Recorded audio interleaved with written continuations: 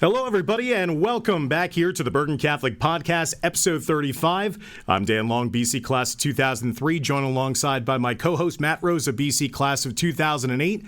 And today we are joined by Bob Murray as our special guest interview, BC Class of 1983. And Bob, welcome to the podcast. Welcome here to Bergen Catholic now, working as part of the staff. And first off, why did you choose to come to Bergen Catholic in the first place, and what was your student experience like here in Crusader Country? Well, thanks, Dan. Thanks very much for having me.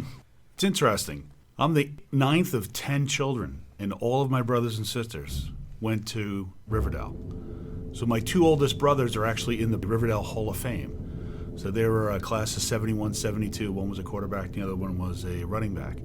Very successful. It was during a time when Riverdale was actually beating Bergen Catholic in football. I know, imagine that. But they actually were seriously considering canceling freshman football when I was in 8th grade. My dad's like, how about Catholic school? I said, sure.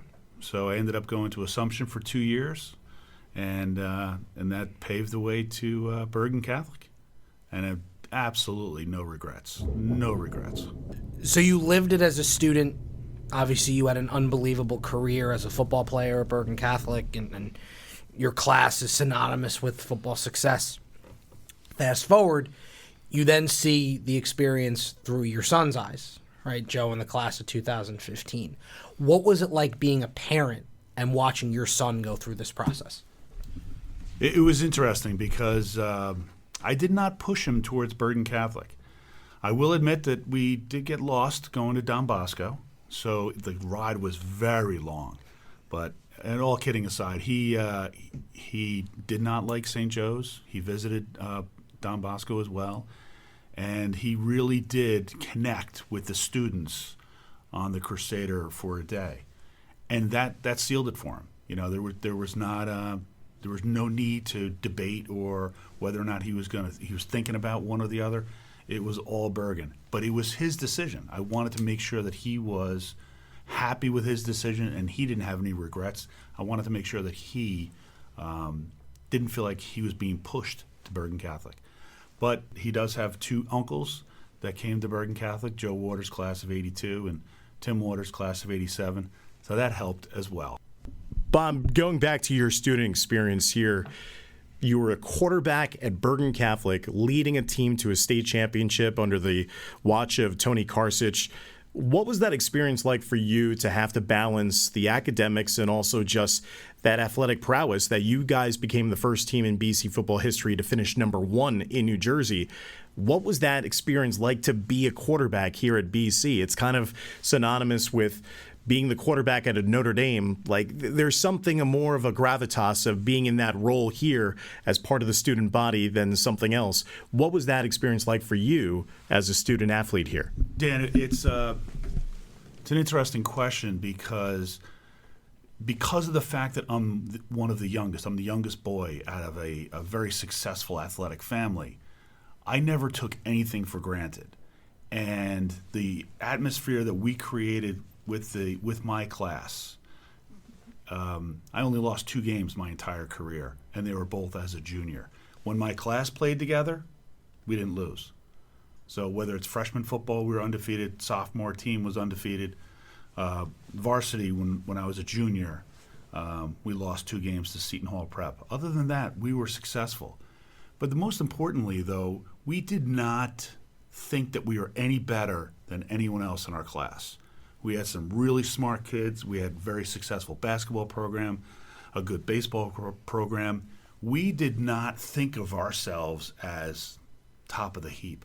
We thought the class was top of the heap.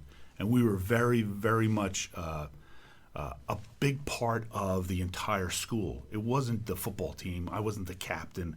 Yes, I was.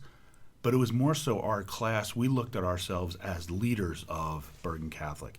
And to this day, I have a group chat on WhatsApp with 25 of my classmates. I ran into a classmate of mine out in Palm Springs last week. I haven't seen him in 30 years, and it was amazing. It was as if we had seen each other yesterday. And the stories, granted we don't have any hair, but other than that, it was basically the same as if we were talking, 35 years ago. It was awesome. That's an example of how the camaraderie and the brotherhood, we formed it. We didn't use the term brotherhood back then. We just acted it, and we exercised that feeling of being brothers. I want to echo that sentiment that you just made because of the fact that I do see how close your class is with each other. And when we talk about the brotherhood, right, like that was not a term that we used when we were here. And the boys that are here now, it's very much a part of the fiber of everything they do here. But it goes back to that foundation was laid by the classes before them. And your class is a perfect example of that. So now you leave Bergen Catholic, you go on to have an incredibly tremendous career, but now you're back, right? And you're back working at the school. You're back involved with the school. You've been involved with the Crusader Football Alumni Club. You've been involved with the Alumni Association, but now you're back involved with the day-to-day. What has that been like for you? Matt, the opportunity to come back and give more to Bergen Catholic is a unique opportunity. I mean, really, my entire career outside of work, I've been a knight, Knights of Columbus since 1998. Why? Because Dennis McPartland, class of '87, roped me into it. And, he didn't take no for an answer. So Dennis and I have been knights for that many years. I also bring special needs kids to Lourdes. My first trip in 2018, there was a Bergen Catholic student, and Rich Oldfield, class of '76, he was also on the trip. Like, it's amazing to see the brothers and the brotherhood giving back to the community at large. And the opportunity for me to come back to Bergen Catholic is an opportunity for me to evangelize and bring our faith to not only the brothers, but to the community at large. And the more support that the school brings to the community, that really shows a tremendous example to the brotherhood and the people of this country and the people that we touch literally on a daily basis. In joining this Bergen Catholic brotherhood and this team now, working with Matt in his advancement office, what do you foresee your role being, and how do you feel you're going to make a difference here in telling that Bergen Catholic story, or retelling it actually, to alumni all around the country? What is that going to be like for you to be part of a BC team again and to be able to go around to help fundraise for Bergen Catholic? I mean, Dan, it's just going to be, it has already been, it's only been, 6 weeks? But it has been a tremendous experience so far. Getting to know the class of '75 was so much fun, and it is true. It is a wicked small world. The people that I know outside of Bergen Catholic know the people that are Bergen Catholic grads. It is, you could pick out a Bergen Catholic grad from any crowd, how they operate, how they act, how they treat others. And I think it's just going to be a great opportunity for me to bring the value that I have brought to my entire career to Bergen Catholic. I've always been somebody that looks for a mission. And the company I work for, TIAA, was a mission-driven company. We were basically there to serve higher education and private K-12, like Bergen Catholic here. But this is an opportunity to really give back and not be apologetic about my faith and apologetic about the things that I truly believe in. And that's the opportunity that I see as is really going to be not only a lot of fun, but it's going to be very, very successful. So when you reflect on your time as a student, your involvement in the Alumni Association, Crusader Football Alumni Club, back at the school, when you look back on the totality of your experience, what is the legacy that you hope you've left on the Bergen Catholic community? The legacy that I believe that I have thus far is the fact that my classmates and the people that I've met are like, wow, you really are a nice guy. Like, you actually walk the walk. You don't just talk about it, you actually walk it. My legacy is that over the years, there have been classmates and different people that I have known at Bergen Catholic, unbeknownst to me, supported me in a way that I was frankly shocked. I was surprised. Like, wow. This guy, I was just one particular classmate. I honestly didn't think he liked me in particular, but he was nominating me for the Hall of Fame. I'm like, wow. I mean, that's an incredible compliment. But it's that's what we're trying to do. We're trying to bring people together. We're trying to remind them of the success that they have had in their life is grounded in the Bergen Catholic faith, the Bergen Catholic brotherhood, but it's also grounded in the things that they learned and the people that they have gotten to know. That's the reason why they're successful. And encourage them to create the opportunity for the current students to have that same experience that they did. Before we go, Bob, I want you to bring up a thing that you ran for the Alumni Association this year, which was one of the first real new events, that it was a trip to Yankee Stadium and getting to see the Yanks in a suite and having everything set up, even a customized Bergen Catholic Yankee hat. What was that experience like for you to get everybody on the same page? Obviously, it's the first time doing it, and I think it's going to blow up from here, but it's that idea, like you said, of finding Bergen Catholic in all different ways and having a collection of different guys come together and celebrate that shared heritage. Yeah, Dan, that really was a very unique experience because it gave me an opportunity to get to know folks like Pete Finiello, who was class of 61. There was 7 Bergen grads from the early 60s sitting behind me, and they show up to everything.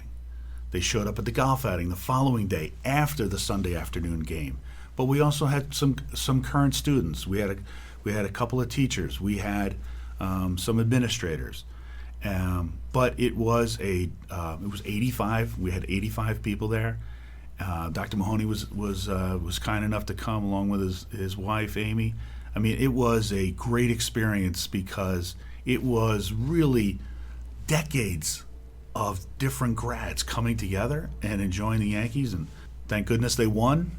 My mother-in-law, who is 85 years old, got the chance to see her first Yankee game in Yankee Stadium. She grew up in the Bronx. She grew up like 10 blocks away, and that was her first Yankee game. But she was absolutely thrilled, and it was just a great experience. And yes, I do agree. It's a bit of work, but it's definitely well worth it. Well, Bob, I could say, in just getting to know you over the last couple of weeks and being part of this team now with you, that you are a huge addition to Bergen Catholic. We're looking forward to great things with you and Matt and the others in advancement, and keep on doing the great things that you do with the Alumni Association. And thanks for coming back here at Bergen Catholic and for taking the time to be on the Bergen Catholic Podcast here today. All right, thanks, Dan. Matt, I really appreciate the opportunity for the podcast, but also an opportunity to give even more back to our Bergen Catholic community. Dad's fault. So that was Bob Murray, class of 1983, as our podcast guest here today. So stick around as we'll have more of episode 35 of the Bergen Catholic Podcast coming up shortly. Join us for our first fall open house of 2025 on Wednesday, October 8th at 6:30 p.m. inside Bergen Catholic's Hale Gymnasium. You and your family can learn all about what makes the Bergen Catholic difference. And if you're interested in spending a day at BC as part of our Crusader for a Day program, you can log in and register at bergencatholic.org/admissions. Be sure to be up to date on everything that's going on in Crusader Country by following Bergen Catholic on social media. You can follow BC on Facebook, Instagram, and X for all of your news related to BC. So again, follow Bergen Catholic on social media today. Be sure to save the date for Thursday, November 20th for the 2025 Crusader Gala, which will be held at the Venetian in Garfield, New Jersey, where we honor the history of the Bergen Catholic faculty as the inspiration for our successes in Bergen Catholic's 70-year history. Again, save the date and join us for the 2025 Crusader Gala on Thursday, November 20th, 2025 at the Venetian in Garfield. Welcome back, everybody, here to episode 35 of the Bergen Catholic Podcast, as we now have time for our normal segment. Well, looking at the news, there was news that broke that there was the official partnership announced between Bergen Catholic and one of its proud alums in Todd Sawyer, class of 88, and his newly minted business, University Candle Company, as they are producing their own Bergen Catholic collection of 4 different candles and scents. And with that, Matt, it allows people before the end of September. So this is the thing. I know that this podcast is going to be coming out just near the end of the month to begin with. But for that short time period, 25% of all of the purchases of the BC collection will go back to a tuition fund here at BC. So it's fun to see that there's a new company that has partnered here with Bergen Catholic, and it's run by one of our own and a proud Bergen Catholic alum. Yeah, so the University Candle Company is an amazing partner to have. So they actually started working with colleges first. So some of the colleges they've partnered with were the United States Military Academy, the United States Naval Academy, Ohio State, Fordham. So they've started their partnership with universities. So now they're bringing it to the secondary school landscape. And what better opportunity than to come back home and partner with your own high school? So Todd is a member of the class of 1988. He's actually Peter Rice's classmate. So it's good to have Todd back in the fold with Bergen Catholic. And it's a great opportunity for families who are interested to buy some fall-scented candles for their home for the fall season, especially with the holidays. And with that, you're also supporting Bergen Catholic. And you could go on to universitycandleco.com. You could check out the Bergen Catholic collection. You'll see the BC logos that are going to be on all of the candles, the different scents. Apple and cinnamon, obviously the number one choice in my mind, but I'm going to leave it for everybody else to choose their favorite scent.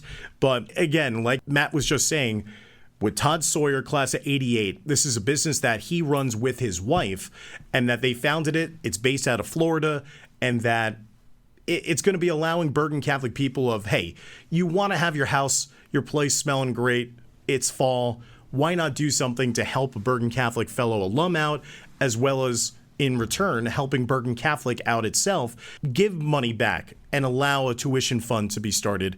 And again, it's great to help small businesses and at the same time, in return, help Bergen Catholic out. So University Candle Company, you could visit them again at universitycandleco.com. And then while you're on that website, click on the Bergen Catholic collection.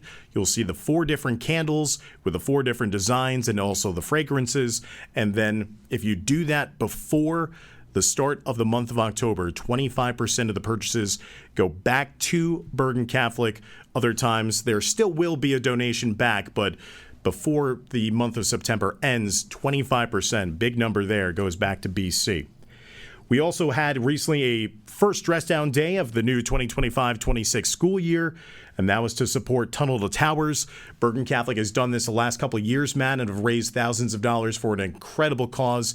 And again, that's spearheaded by Bergen Catholic students. So whenever you see possibly on anything that I'm posting on social media, don't fear, Bergen Catholic alums. There is not a change in the dress code that no longer kids are wearing shirts, ties, or polo shirts. It's because it's a dress down day, and those opportunities are given to the students where for $5 they can pay. And a lot of times that money will then go to either the missions or to the specific groups that are run here, such as this case being Tunnel to Towers. Other times it's the International Club, other fundraisers, Habitat for Humanity. So again, it's a great time for people to dress down, but also that money goes directly to really good causes.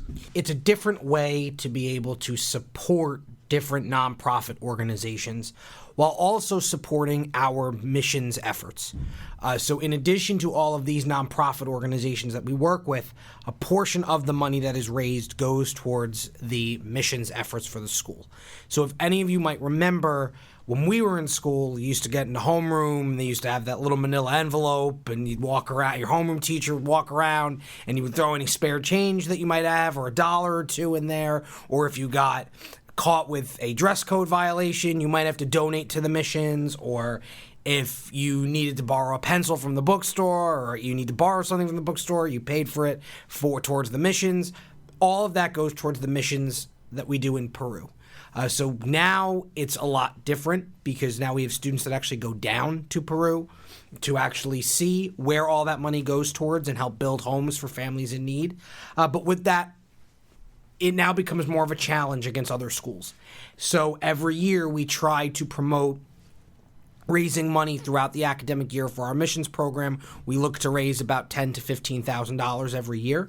So every dress down day that we do, in addition to whatever we are promoting in terms of the nonprofit organization, we're also promoting our missions efforts because we want to make sure that we're able to give back to a program that really has been synonymous with the Edmund Rice Christian Brothers schools since they started their mission in Peru.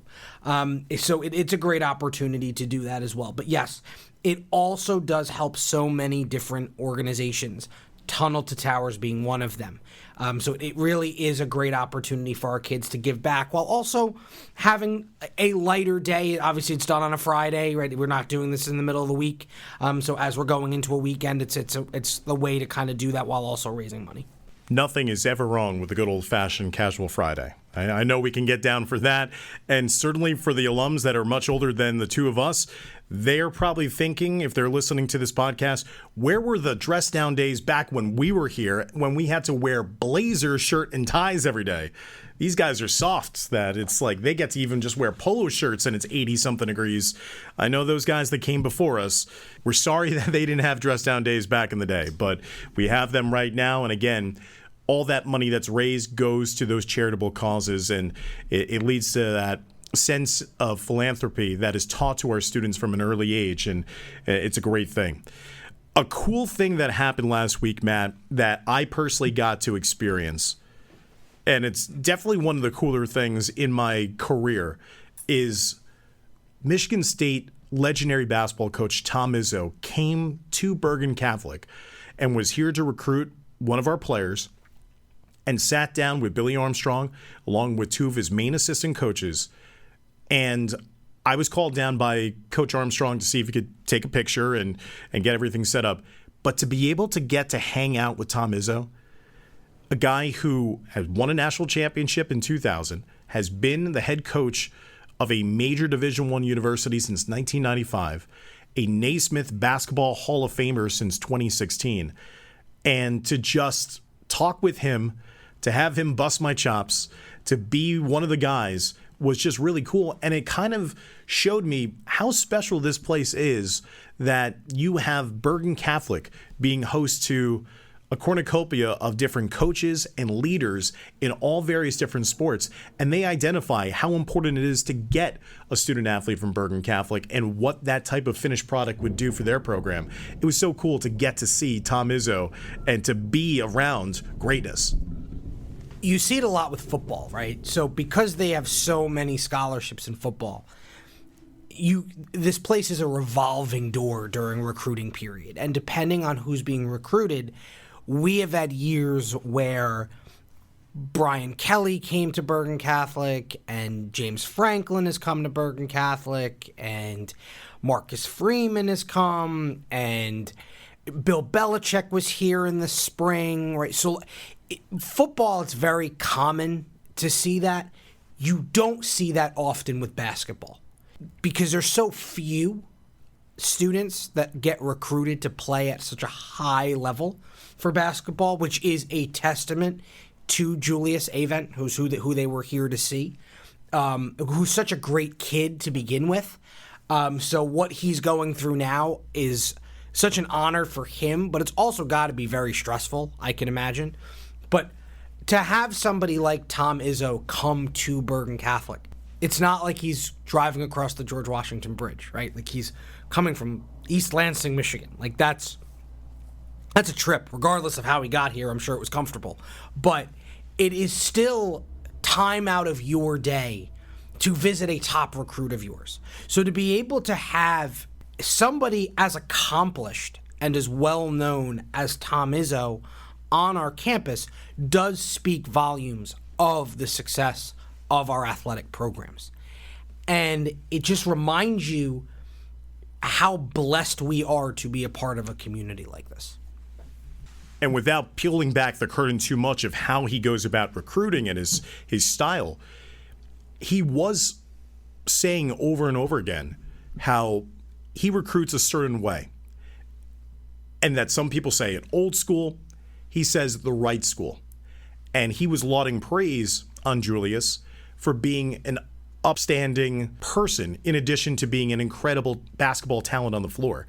And I think he kept on even saying how it was a credit to Billy and to Bergen Catholic because he wants to go to a place where there is integrity, there is a discipline, there is a style, there is a natural leadership that he knows that if he gets a kid from that school, that kid can work with him.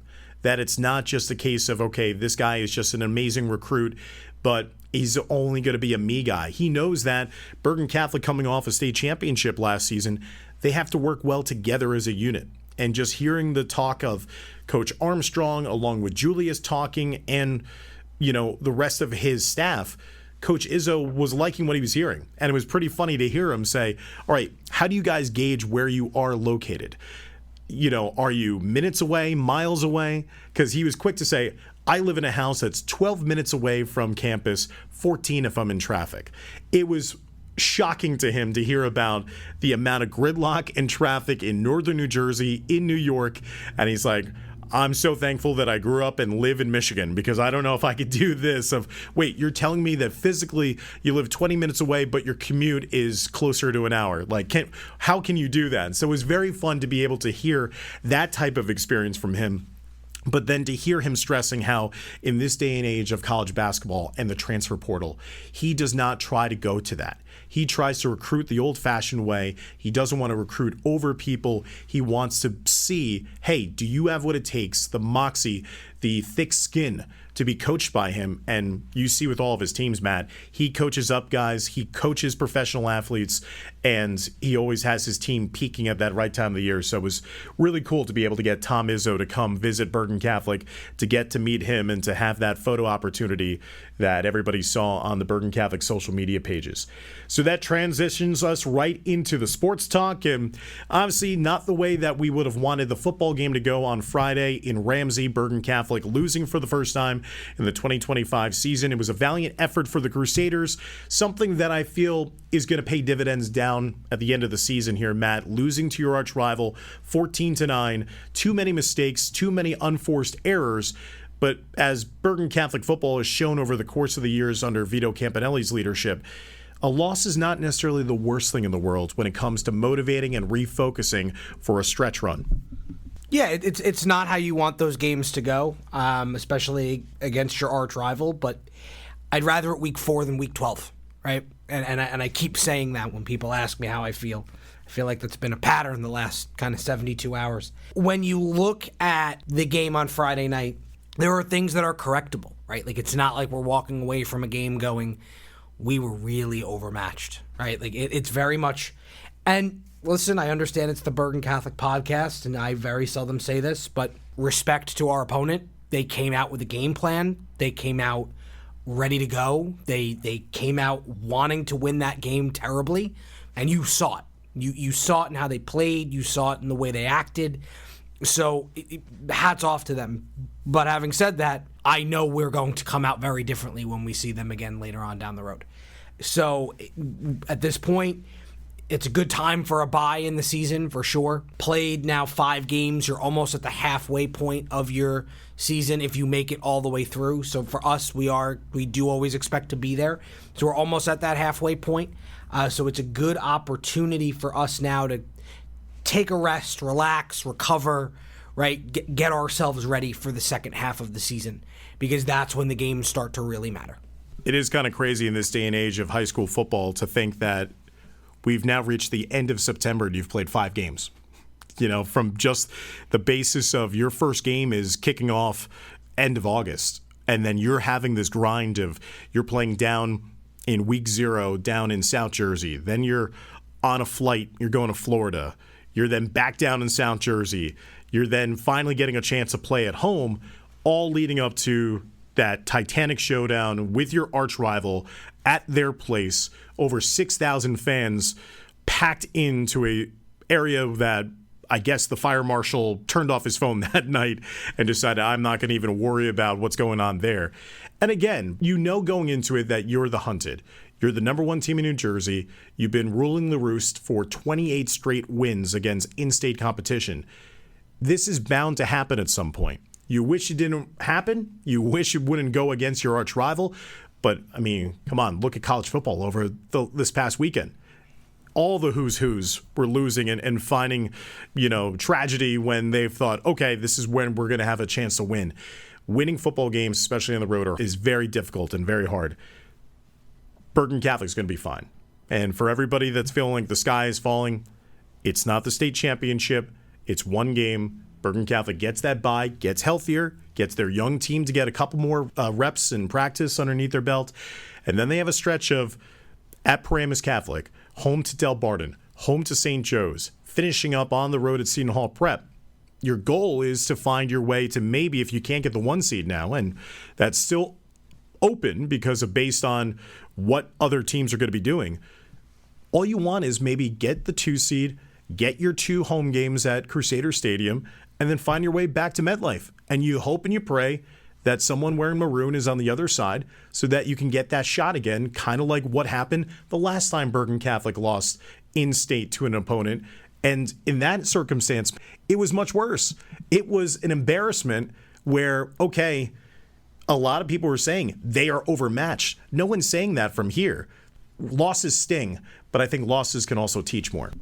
Yeah, if you asked me 3 years ago when we lost against the same team at home, I felt a lot worse after that than I did this. But you're absolutely right. Everything that we are playing for is ahead of us. And we cannot lose sight of that. You play to win state championships. You play to win at MetLife. Yes, you always want to beat your arch rival. You always want to have one up on them. But if you ask me, would you rather lose this game and win a state championship, or would you rather win this game and lose to somebody else at MetLife? I would tell you I would 100 times over rather this than losing the last game of the season Thanksgiving weekend. This is a great opportunity for the team to come together as a group, go back to the drawing board, watch film, prep for the second half of the year, and for the first time in a long time, have that taste in your mouth of, we're going after someone else now.